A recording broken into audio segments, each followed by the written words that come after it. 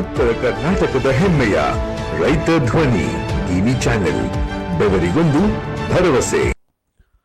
ಕೊಟ್ಟೂರು ಪಟ್ಟಣದಲ್ಲಿ ಹುತಾತ್ಮರ ದಿನಾಚರಣೆ. ಕೊಟ್ಟೂರು ಪಟ್ಟಣದ ಹಳೆ ಕೊಟ್ಟೂರು ಸೇವಾ ಟ್ರಸ್ಟ್ ಹಾಗೂ SGK ಡಿಫೆನ್ಸ್ ಅಕಾಡೆಮಿಯ ಸಹಯೋಗದಲ್ಲಿ ಹುತಾತ್ಮರ ದಿನಾಚರಣೆಯನ್ನು ಗುರುವಾರ ಆಚರಿಸಲಾಯಿತು.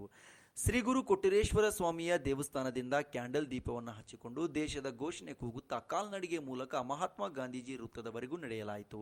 ನಂತರ ಮಹಾತ್ಮ ಗಾಂಧೀಜಿಯವರ ಮೂರ್ತಿಗೆ ಪುಷ್ಪನಮನ ಸಲ್ಲಿಸಿ ಬಂಜಾರ ನಾಗರಾಜ್ ಮಾತನಾಡಿದರು. ಅಹಿಂಸೆ ಮತ್ತು ಶಾಂತಿ ಎಂಬ ಅಸ್ತ್ರದಿಂದಲೇ ಭಾರತಕ್ಕೆ ಸ್ವಾತಂತ್ರ್ಯ ತಂದುಕೊಡುವಲ್ಲಿ ಪ್ರಮುಖ ಪಾತ್ರ ವಹಿಸಿದ ಮಹಾತ್ಮ ಗಾಂಧೀಜಿಯವರ ಮರಣ ದಿನವನ್ನು ಭಾರತದಾದ್ಯಂತ ಹುತಾತ್ಮರ ದಿನ ಎಂದು ಆಚರಿಸಲಾಗುತ್ತದೆ.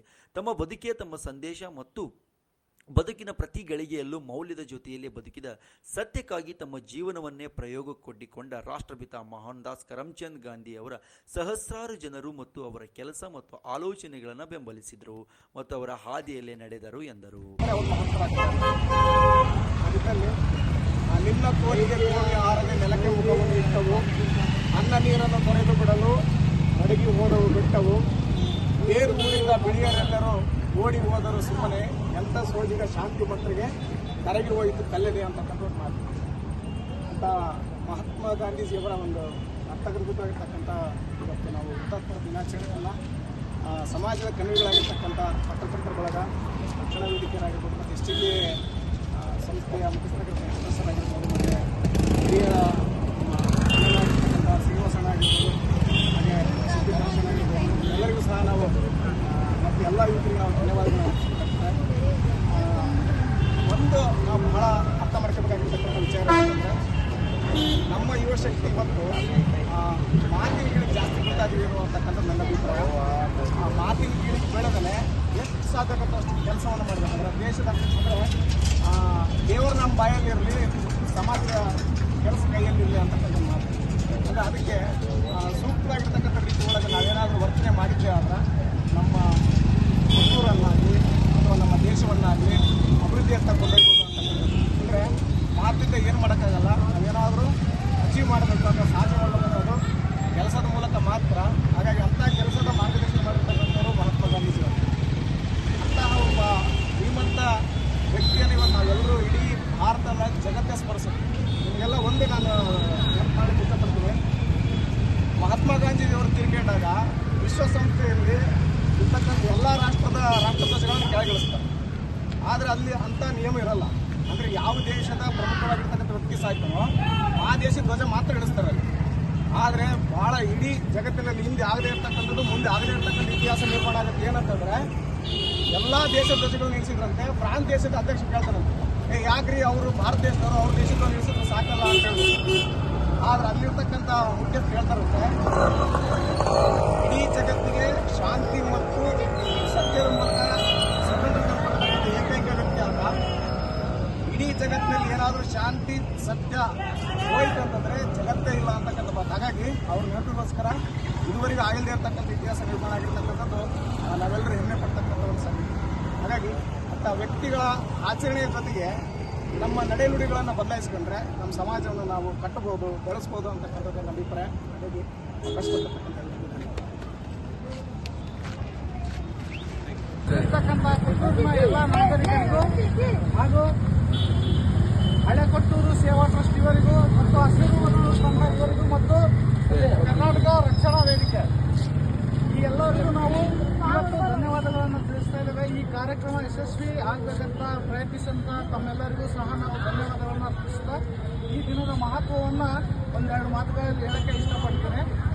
ಹುತಾತ್ಮರ ದಿನಾಚರಣೆ ಅಪ್ಪ ಅಂತ ಅಂದರೆ ನಾವು ನಮ್ಮ ಭಾರತದಲ್ಲಿ ಹುತಾತ್ಮರ ದಿನಾಚರಣೆಯನ್ನು ಗಾಂಧೀಜಿ ಅವರು ಏನು ಬಿರ್ಲಾ ಹೌಸಲ್ಲಿ ಅಂದರೆ ದೆಹಲಿಯ ಬಿರ್ಲಾ ಭವನದಲ್ಲಿ ಅವರ ಒಂದು ಹತ್ಯೆ ಆಗ್ತದೆ, ಅದರ ಒಂದು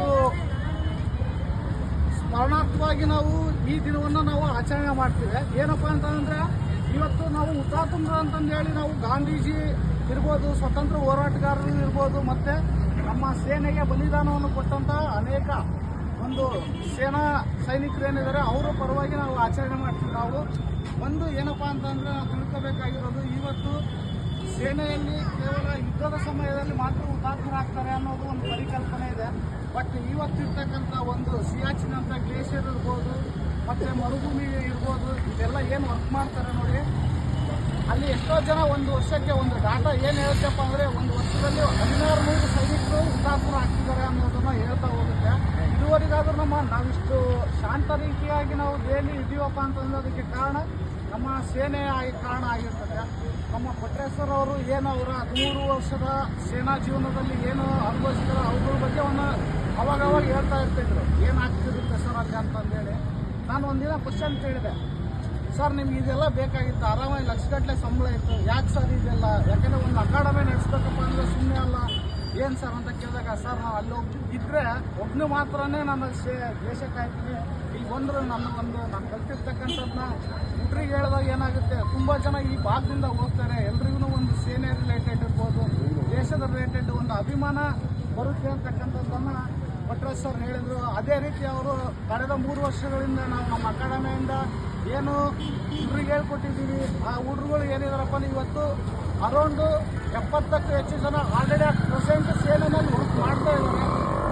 ಮತ್ತು ಈ ವರ್ಷದ ರಿಸಲ್ಟ್ನ ಅನೌನ್ಸ್ ಆಗೋದಿದೆ. ಆ ಅನೌನ್ಸ್ ಆದಮೇಲೆ ಏನಾಗುತ್ತಪ್ಪ ಅಂತಂದರೆ ಬೆಳಗಾಮಲ್ಲಿ ಮಿನಿಮಮ್ ಆಗಿ ಒಂದು 80 ಜನ ಬೆಳಗಾವಿ ಅವರ ಕಡೆಯಿಂದ ಅಪಾಯಿಂಟ್ ಆಗ್ತಿದ್ದಾರೆ. ಇದೇ ರೀತಿ ನಮ್ಮ ಭಾಗದಲ್ಲಿ ಸೇನೆ ರಿಲೇಟೆಡ್ ತುಂಬ ಜನ ಹೋಗಲಿ. ಈ ನಮ್ಮ ಸ್ವತಂತ್ರ ಅಂತಕ್ಕಂಥದ್ದು ಕೇವಲ ಈ ಹೋರಾಟಗಾರರಿಗೆ ನಾವು ಹುತಾತ್ಮರು ಅಂತ ಆಚರಿಸ್ತೀವಿ. ನಮ್ಮ ಭಾಗದಿಂದ ಸೇನೆ ರಿಲೇಟೆಡ್ ಹೋದಾಗ ಏನಾಗುತ್ತಪ್ಪ ಅಂತಂದರೆ ನಮ್ಮ ಕಡೆಯೂ ಸಹ ಒಂದು ಸೇನೆ ರಿಲೇಟೆಡ್ ಏನಪ್ಪ ಅಂದರೆ ಬೆಳಗಾಮ ಮಾತ್ರ ನಾವು ಆರ್ಮಿ ಅಂತಂದೇಳಿ ಕರಿತೀವಿ, ಆರ್ಮಿ ಯೂನಿಟ್ ಅಂತಂದೇಳಿ. ಯಾಕಂದರೆ ಅಲ್ಲಿಂದ ಸೇನೆಗೆ ತುಂಬ ಜನ ಹೋಗ್ತಾರೆ. ಹಾಗಾಗಿ ಮುಂದೆ ಒಂದಿನ ನಮ್ಮ ಒಂದು ಪ್ರಯತ್ನಗಳಿಂದ ನಮ್ಮ ಒಂದು ಕೊಟ್ಟೂರಿನ ಭಾಗವನ್ನು ಏನು ಮಾಡೋಣಪ್ಪ ಅಂತಂದರೆ ಸೇನೆ ರಿಲೇಟೆಡ್ ತುಂಬ ಜನ ಈ ಭಾಗದಿಂದ ಹೋಗ್ತಿದ್ದಾರೆ ಅನ್ನೋ ಒಂದು ಭಾವನೆಯನ್ನು ಮೂಡಿಸ್ಬೇಕಂತಂದೇಳಿ ಹೇಳ್ಕೊಡ್ತೀನಿ. ಇದೇ ರೀತಿ ನಮ್ಮ ಕೊಟ್ರೇಶ್ವರ್ ಅವರು ಈ ವರ್ಷ ಒಂದು ಏನಪ್ಪ ಅಂತಂದರೆ ಅವ್ರಿಗೆ ಎಷ್ಟೇ ಕಷ್ಟ ಆದರೂ ಚಿಂತೆ ಇಲ್ಲ. ಅವರು ಒಂದು ಮಾತು ಹೇಳಿದ್ದಾರೆ, ಸರ್ ಈ ವರ್ಷ ನಮ್ಮ ಕೊಟ್ಟೂರಿನ ಭಾಗದಲ್ಲಿ ಇರ್ತಕ್ಕಂಥ ತಾಲೂಕಿನಲ್ಲಿ ಇರ್ತಕ್ಕಂಥ ಎಲ್ಲ ಯುವಕರಿಗೂ ಫ್ರೀಯಾಗಿ ನಾವು ಸೇನೆ ರಿಲೇಟೆಡ್ ಟ್ರೈನಿಂಗ್ ಕೊಡೋಣ. ನಮ್ಮ ಕೊಟ್ಟೂರಿನ ತಾಲೂಕಲ್ಲಿ ಏನಿದೆ ಆ ಹುಡುಗರಿಗೆಲ್ಲ ಫ್ರೀಯಾಗಿ ನಾವು ಆದಷ್ಟು ಮಟ್ಟಿಗೆ ಎಕ್ಸಾಮ್ ರಿಲೇಟೆಡ್ ತರಬೇತಿಗಳನ್ನ ಕೊಡೋಣ ಅಂತಂದೇಳಿ ಹೇಳಿದ್ದಾರೆ. ಅದನ್ನು ನಾವು ಈ ವರ್ಷ ಎಷ್ಟು ಸಾಧ್ಯ ಆಗುತ್ತೋ ಅಷ್ಟು ಪ್ರಯತ್ನ ಪಟ್ಟು ನೆರವೇರಿಸ್ತೀವಿ. ಇವತ್ತು ಏನು ಇಲ್ಲೆಲ್ಲ ನಡೀತದೆ ಇಲ್ಲೆಲ್ಲ ಎಲ್ಲರಿಗೂ ನಾವು ವಂದನೆಯನ್ನು ಸಲ್ಲಿಸ್ತಾ ನಮ್ಮ ಜಾಣ ಮಾತುಗಳನ್ನು ಮುಗಿಸ್ತಾ ಇದ್ದೀವಿ.